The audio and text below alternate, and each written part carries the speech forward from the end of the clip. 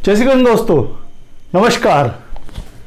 आज हम बात करते हैं विपरीत राजयोग के बारे में कि विपरीत राजयोग आखिर होता क्या है। राजयोग के बारे में सभी ने सुना होगा कि राजयोग कुंडली में निर्माण होता तो राजा के समान जीवन देता है, व्यक्तित्व में निखार लाता है, अच्छा स्वभाव देता है।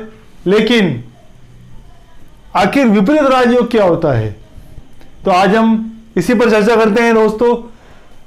तो वीडियो के अंत तक बने रहिएगा। वीडियो पसंद आने पर लाइक और सब्सक्राइब जरूर कीजिएगा। मित्रों, कुंडली के अंदर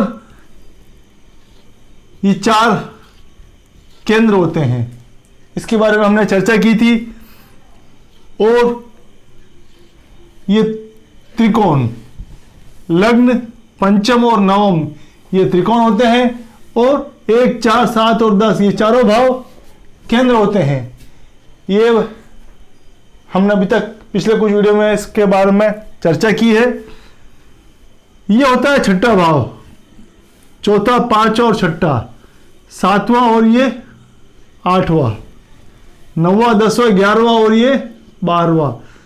तो छठा, 8वां और 12वां ये भाव नेक्स्ट खरी बताए गए हैं। मैं पिछली बार भी कई बार बता चुका हूं कि 6, 8 और 12 ये नेक्स्ट खरी भाव है। यहाँ पर अगर कोई भी ग्रह जाता है तो वो दूषित फल देता है, खराब फल देता है, क्योंकि ये रोग का भाव है।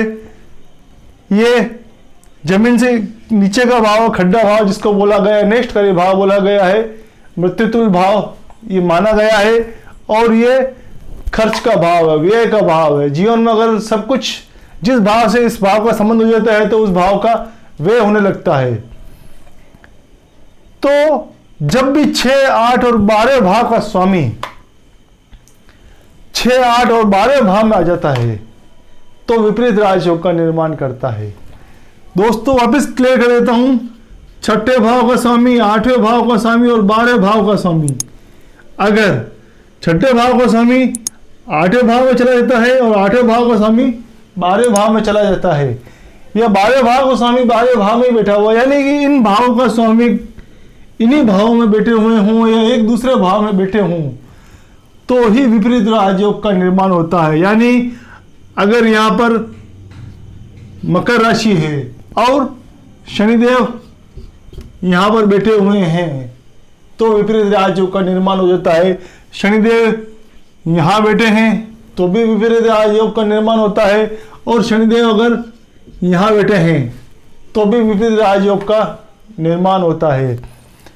तो जब भी 6, 8, 12 के स्वामी 6, 8, 12 में जाते हैं, यह भी हो सकता है कि इस भाव का स्वामी इसी भाव में हो या फिर इस भाव में हो और इस भाव में हो, तो विपरीत राजयोग का निर्माण करते हैं।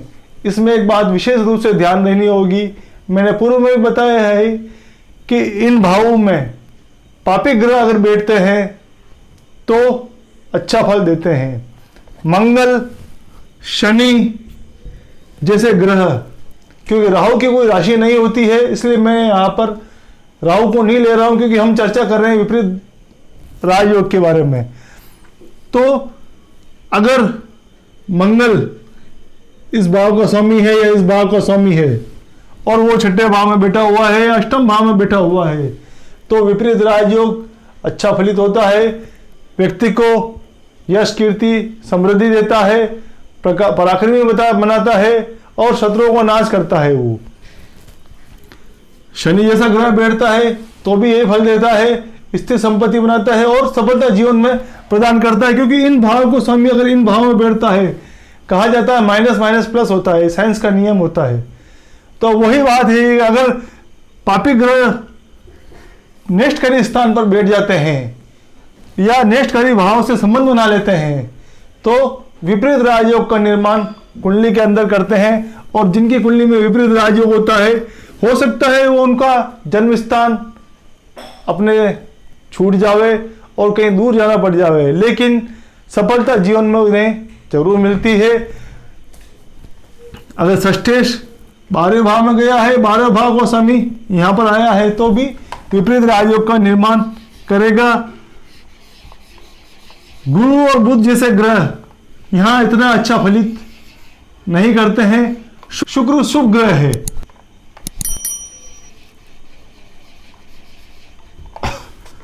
अगर यहां पर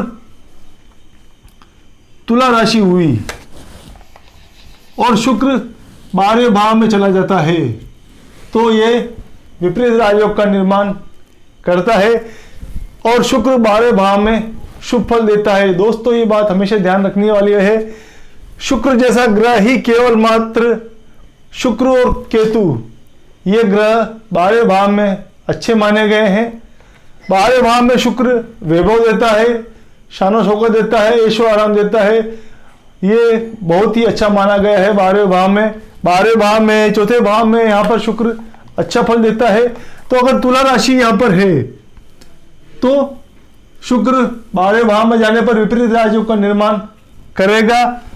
उसी तरह कोई भी ग्रह अगर 6, 8, 12 का स्वामी है, यहाँ कोई भी राशि हो सकती है, तुला राशि, वृषभ राशि, कुंभ राशि, कन्या, कर्क राशि, लेकिन अगर उसका स्वामी 6, 8, 12 में आता है तो व्यक्ति को राजा के समान राजयोग का निर्माण करता है, अच्छा यश कीर्ति देता है, सफलता देता है जीवन में, और वो खुद नाम भी कमाता है और धन भी कमाता है। तो आज हमने जाना कि विपरीत भाव के स्वामी जो नेष्टकारी बताए गए हैं, उनके स्वामी अगर नेष्टकारी भाव में चले जाते हैं तो शुभ फल देते हैं, अच्छा फल देते हैं, प्रगति कराते हैं।